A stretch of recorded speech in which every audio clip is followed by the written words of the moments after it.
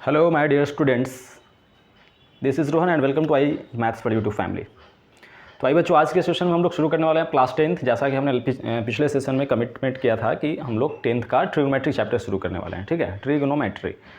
तो as you can see board पे हमने नोट डाउन किया है, introduction to trigonometry class 10th का मोस्ट इंपॉर्टेंट और इंटरेस्टिंग चैप्टर है। ठीक है, आप तो क्लास 10th में आए हो तो बिल्कुल यह आप लोगों के लिए नया है। पहले आज से बहुत साल पहले जो है यह क्लास 8 और 9th में इसका जिक्र हुआ करता था, आई होप, है ना।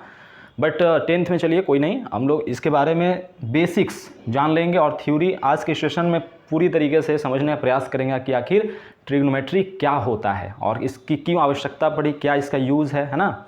इसके बारे में ऑल ओवर हम लोग समझने की कोशिश करेंगे।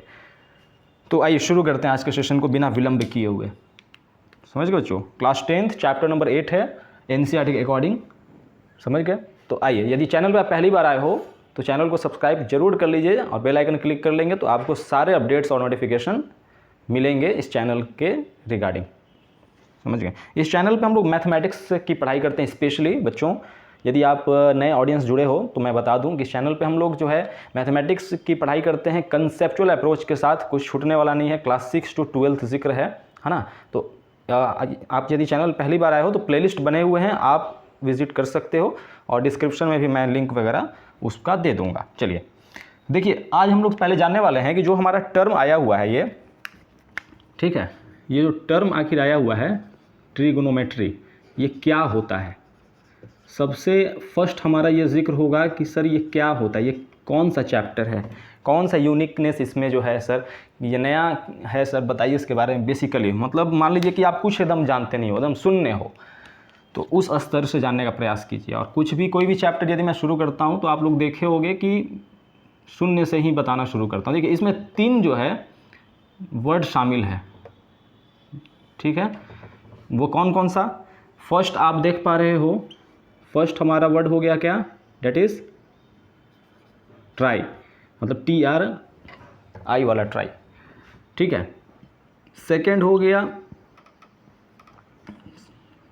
ठीक, सेकंड हो गया आपका गोनो, इसको गोन या गोनो भी कहा जाता है। ठीक है ना। और थर्ड हो गया मेट्रन। ठीक है, तो इसको लिखा जाता है मेट्रोन। अब ये बोलोगे कि सर ऐसा क्यों? तो ये सब क्या है, ग्रीक वर्ड्स हैं। ये सब क्या है, ग्रीक वर्ड्स हैं, ग्रीक वर्ड्स। समझ गए?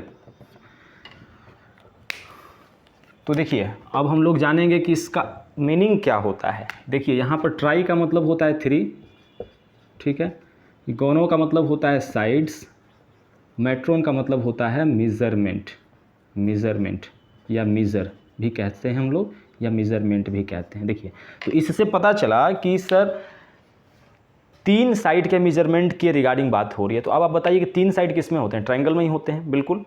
ठीक है, रिलेट करते चलिएगा। डैट मीन्स एक ट्रायंगल की बात हो रही है सर, ठीक है, जिसमें कि 3 साइड हैं। और एक चीज़ और मैं आप लोगों को बता दूं कि यह ट्रायंगल राइट एंगल ट्रायंगल ही होनी चाहिए। अब पूछोगे सर ऐसा क्यों? देखिए बताता हूँ। क्योंकि इस चैप्टर को लाने का मकसद ये था कि ये हाइट एंड डिस्टेंस से रिलेटेड है। अभी मैं एग्जांपल दूंगा, 2 से 3 एग्जांपल आपके सामने जो है रखने का प्रयास करूंगा कि आपको एग्जांपल के माध्यम से आपको स्पष्ट होगा कि अच्छा ये इस कंडीशन का हल प्राप्त करने के लिए, सॉल्यूशन, इस समस्या का निदान पाने के लिए इसको लाया गया है। क्योंकि राइट एंगल ट्रायंगल में आप जानते हो कि एक एंगल राइट होता है, डैट मीन्स 90, बाकी ये दोनों होते हैं acute angles, that means less than 90 but greater than 0। समझ रहे हो बच्चों? तो अब इस ट्रिग्नोमेट्री का ओवरऑल आप लोग जान लीजिए कि एक ऐसा राइट एंगल ट्रायंगल या एक ऐसा ट्रायंगल कि जो राइट एंगल ट्रायंगल ही होना चाहिए, जिसमें एक एंगल 90 होते हैं और 2 एंगल एक्यूट होते हैं, ठीक है, और 3 साइड होते हैं। तो इसी राइट एंगल ट्रायंगल में इसके साइड्स और एंगल के बीच के रेशियोज़ के द्वारा, जिसको कहते हैं हम लोग टी रेशियो, जिसका जिक्र आगे करूंगा मैं, तो इनके रेशियो के द्वारा इनके हाइट और डिस्टेंस, हाइट मतलब ये, ठीक, ऊंचाई, और डिस्टेंस मतलब इसके बीच की दूरी, ठीक है ना, डेट इज कॉल्ड डिस्टेंस। तो हाइट और डिस्टेंस से संबंधित समस्याओं का सॉल्यूशन हल प्राप्त किया जाता है वो स्टडी ट्रिग्नोमेट्री के अंतर्गत ही होता है, ठीक है ना। जैसा कि इसके तीनों वर्ड का मतलब भी आप लोग जान गए, ये ग्रीक वर्ड से बना है ट्राइगोनोमेट्रॉन, डैट मीन्स 3 साइड्स का मेजरमेंट करते हैं हम लोग राइट एंगल ट्रायंगल के अंतर्गत, ठीक है, क्लियर। तो ये आप जान गए, इसके बारे में अबाउट सेक्शन हो गया क्लियर आपका। और नीड जो हम बता रहे थे, नीड यानी कि यूज़, जब आपको आवश्यकता होगी तो आप उस चीज़ का यूज़ लोगे, यूज़ करोगे उस चीज़ को, ठीक है ना। तो इसका यूज मान लीजिए इसलिए पड़ा कि यदि आप कहीं घूमने गए हो और कोई बहुत ऊंची बिल्डिंग है और आप नीचे से ऐसे देख रहे हो बिल्डिंग के सबसे टॉप मोस्ट पॉइंट को, तो आपके आँख से उस बिल्डिंग के टॉप मोस्ट पॉइंट के बीच का जो एक डिस्टेंस हुआ, समझ रहे हो, और बिल्डिंग के नीचे से आप जहाँ खड़े हो वहाँ का, तो ये हाइट को बता रहा है और आपके आंखों से उस बिल्डिंग के टॉप मोस्ट जो है लेयर पर जो पॉइंट बन रहा है वहाँ पर एक एंगल का फॉर्मेशन हो रहा है, समझ गए। जैसे कि इसको समझने का प्रयास कीजिए, जैसे कि यह आपका कोई, ठीक है, बिल्डिंग हो गया और यहाँ पर आप खड़े हो, ठीक है। अब यहाँ से आपने ऐसे इसको देखा, ठीक है, और यहाँ पर ये आपका ग्राउंड फ्लोर हो गया इस तरीके से, तो ये आपका हाइट को रिप्रेजेंट कर रहा है और ये आपका डिस्टेंस को रिप्रेजेंट कर रहा है। तो हाइट और डिस्टेंस का ही रिलेशन इस चैप्टर के अंतर्गत हम लोग, ठीक है, रिलेट करते हैं और जो है बिठाते हैं, समझ गए बच्चों। तो चलिए आगे बढ़ते हैं। फैन ऑन होगा तो साउंड करेगा, देखिएगा, ठीक है। तो ये चीज़ हो गया। अब आगे बढ़ते हैं। हमने अबाउट और यूज़ और इसका नीड भी देख लिया, ठीक है। हाँ, एक तो आपका कंसेप्ट ये वाला हुआ। अब मान लीजिए अब आप खड़े हो किसी बिल्डिंग पर, अब आप किसी बिल्डिंग पर खड़े हो, इस जगह पर खड़े हो और नीचे यहाँ कोई आपका मंदिर है, मतलब टेंपल है, समझ रहे हो। तो इसको आप यहाँ से ऐसे देख रहे हो, तो टेंपल और इस ग्राउंड फ्लोर के बीच का भी कुछ ना कुछ ऐसे डिस्टेंस होगा। तो ये डिस्टेंस और ये हाइट को रिप्रेजेंट कर रहा है। मतलब कि 8.8 के बाद एक आपका जो है चैप्टर 8 के बाद चैप्टर 9 में बताया गया है एप्लीकेशन ऑफ ट्रिग्नोमेट्री। उसमें हम लोग सीखेंगे हाइट और डिस्टेंस से स्पेशली, जो हमने एग्जांपल दिया ना, यहाँ तो बताया जा रहा है कि क्यों आवश्यकता पड़ी। तो ऐसे समस्याओं, ऐसे जो है प्रॉब्लम्स को सॉल्व करने के लिए हमें जो है लाया गया चैप्टर ट्रिग्नोमेट्री, समझ गए। तो ये हो गया आपका। और स्पेशली ऐसे प्रॉब्लम्स को हम लोग सॉल्व करेंगे चैप्टर नंबर 9 में, जो कि इसका एप्लीकेशन है बच्चों, ठीक है। चलिए, ये चीज़ आप लोग समझ गए होंगे एग्जाम्पल के माध्यम से। यूज़, अबाउट और टर्म का भी आप लोग जान गए कि किस तरीके से टर्म का जो है एक्सप्लेनेशन यहाँ किया गया है, समझ गए। और हमेशा ये एक राइट एंगल ट्रायंगल में ही, राइट एंगल्ड ट्रायंगल में ही इसकी आवश्यकता जो है और इसका यूज़ होता है इस चैप्टर का, बाकी किसी ट्रायंगल की आवश्यकता नहीं होती है। चलिए आगे बढ़ते हुए बात कर लेते हैं डिफाइन की भी तो आप लोग समझ ना गए डिफाइन टर्म के बारे में, बताइए। यानी the branch of mathematics in which we study about the ratio of the sides and the acute angle, ठीक है, in which we study about the relationship, the branch of mathematics in which we study about the relationship between the acute angles of the right angle triangle and their sides, ठीक है, and the ratios of their side। तो एक right angle triangle में जब हम लोग sides का ratio और उसके एक्यूट एंगल के बीच में जो रिलेशनशिप स्थापित करते हैं, ठीक है, एस्टेब्लिश करते हैं, उसका अध्ययन मैथमेटिक्स के जिस ब्रांच में किया जाता है उसको कहा जाता है ट्रिग्नोमेट्री। यहाँ तक क्लियर है। अब वो लोग आज आप लोग इसे नोट डाउन भी कर लोगे। अब आगे बढ़ते हैं, चलिए। यानी कि हमने आपको अबाउट बता दिया, यूज़ भी बता दिया, नीड भी हो गया, इसमें एग्जांपल के माध्यम से डिफाइन भी क्लियर हो गया। अब चलते हैं हम लोग टी रेशियोज़ के बारे में। तो बच्चों ध्यान दीजिएगा, अब हमारा नेक्स्ट टॉपिक है T ratios, that is called trigonometric ratio. इसको शॉर्ट में हम लोग टी रेशियोज़ भी कहते हैं, ट्रिग्नोमेट्रिक रेशियोज़। देखिए, बहुत कोशिश किया जा रहा है कि बेसिक से एकदम स्क्रैच लेवल से आप लोगों को बताने की। आप लोग सेशन को लास्ट तक ज़रूर देखिएगा। आपको इस सेशन में इंट्रोडक्शन से रिलेटेड सारी चीज़ें क्लियर हो जाएंगी और थ्योरी और बेसिक्स एक्सरसाइज 8.1 के लिए कि आप एबल हो जाओगे इसके क्वेश्चंस को सॉल्व करने में after watching the full sessions till the end. From starting. चलिए, तो इसमें देखिए इसको कहा जाता है टी रेशियोज़ भी, इसको शॉर्ट में हम लोग टी रेशियोज़ के नाम से भी जानते हैं। इसका जिक्र हमने अभी जस्ट किया है इसके डेफिनेशन में। देखिए ये क्या होता है, ये आपका एक राइट एंगल जो ट्रायंगल हो गया, इस तरीके से बना लीजिए, इसका नाम दे दीजिए ए बी सी, इस तरीके से, समझ गए बच्चों। तो ये तो आप लोगों को जानकारी होगी कि यह आपका हाइपोटेनस होता है फिक्स, ठीक है।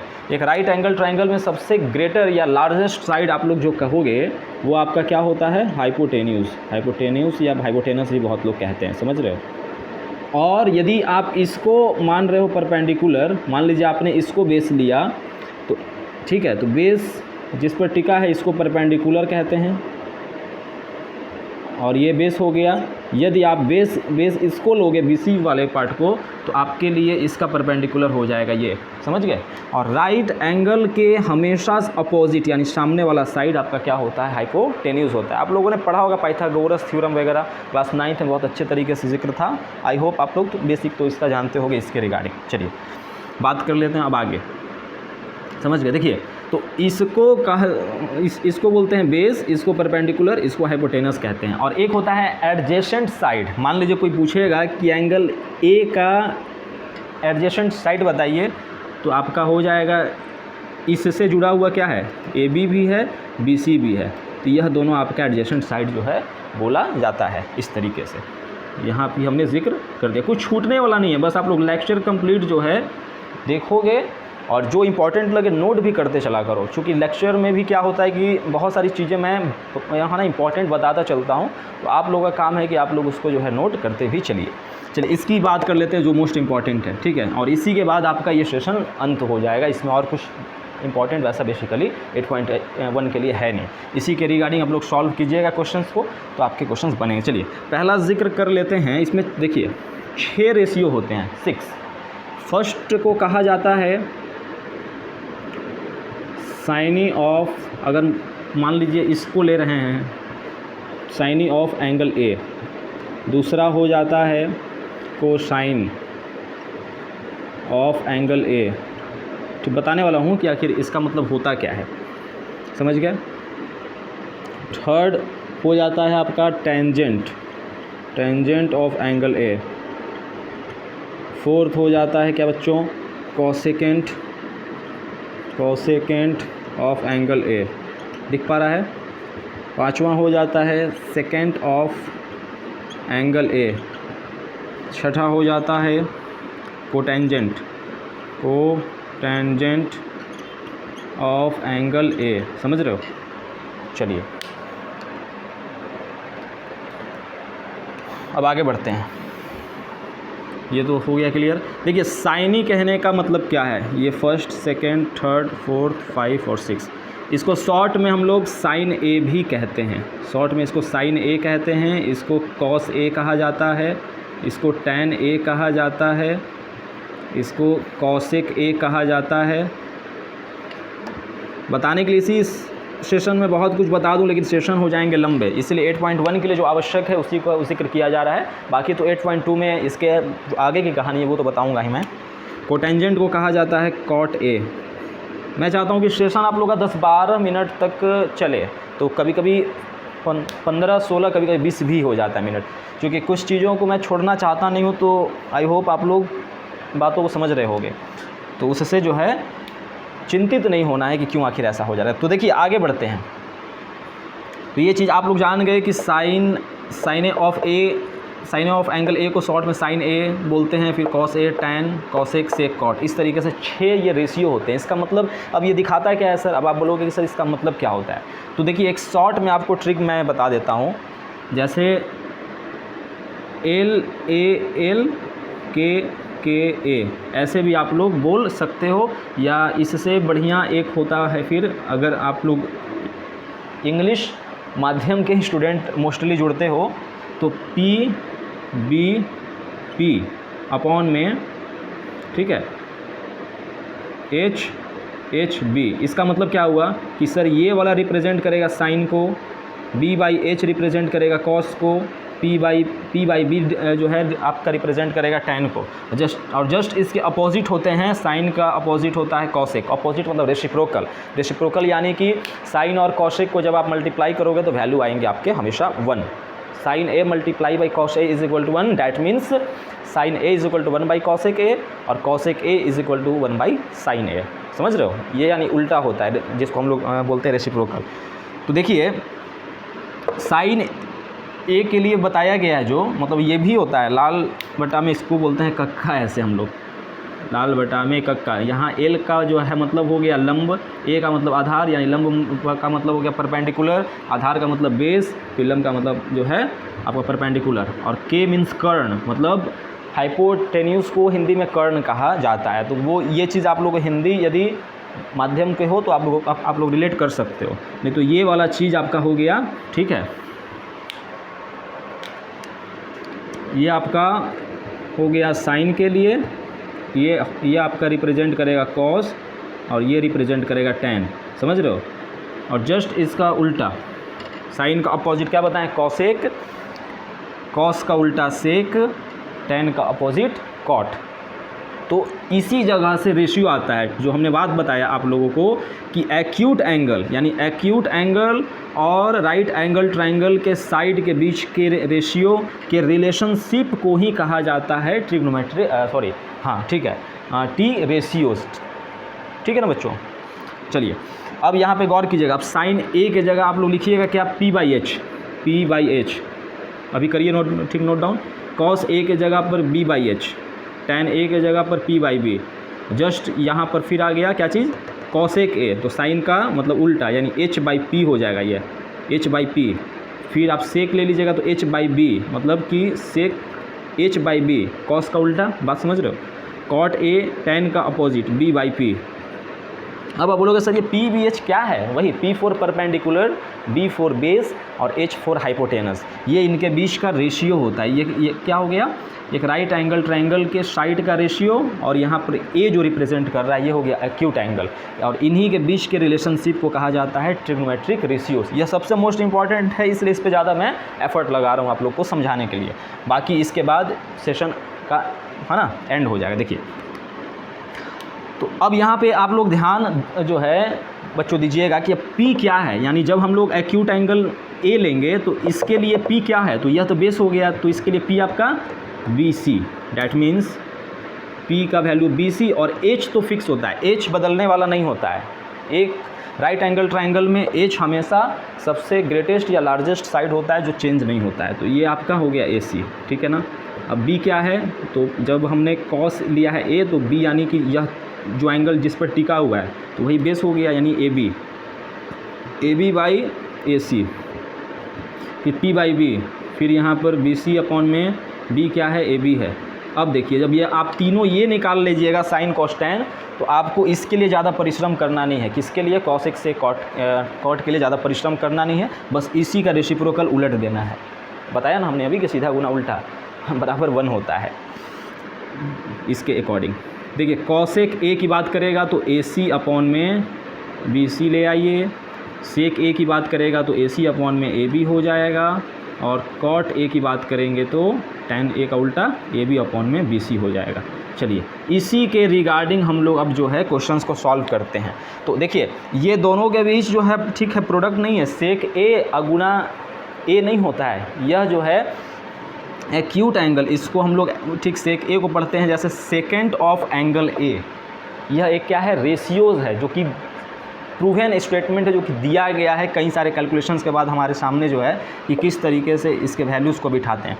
तो देखिए चलिए अब इस सेशन के हम लोग चलते हैं एंड की ओर बच्चों। तो इसमें सारी बेसिक चीज़ों का हमने, यदि आपने सेशन को शुरू से देखा है बच्चों, ठीक है, तो अभी तो सभी बेसिक्स का जिक्र जो है इंट्रोडक्शन टू ट्रिग्नोमेट्री से के रिगार्डिंग हमने कर लिया है, और आई होप आप लोग इसको अच्छे से नोट कर लिए होंगे, और इसको रिवाइज़ करने के बाद आप एक्सरसाइज 8.1 बनाना शुरू करोगे कुछ एग्जांपल्स को देख करके। बाकी नेक्स्ट सेशन में कुछ एग्जांपल से मैं शुरू करूंगा और 8.1 का सॉल्यूशन कराऊंगा अभी, है ना, नेक्स्ट जब इसका सेशन आपको इस चैनल पे मिलेंगे। बात समझ गए। तो देखिए इस क्लास 10th तक में एक्यूट एंगल तक के रेशियोज़ को ही सीमित किया गया है। वैसे होते हैं उससे अधिक के भी एंगल्स, लेकिन आप लोग पढ़िएगा 0 to 90 तक ही, 0 से लेके 90 तक के, है ना, एंगल के रिलेशन को ही पढ़िएगा इसके साइड के रिगार्डिंग। बात समझ रहे हो बच्चों? तो चलिए आज के लिए बच्चों इतना ही। तब तक पढ़ते रहिए, बढ़ते रहिए और अपना ख्याल रखिए बहुत ज़्यादा। ठीक है, जय हिंद।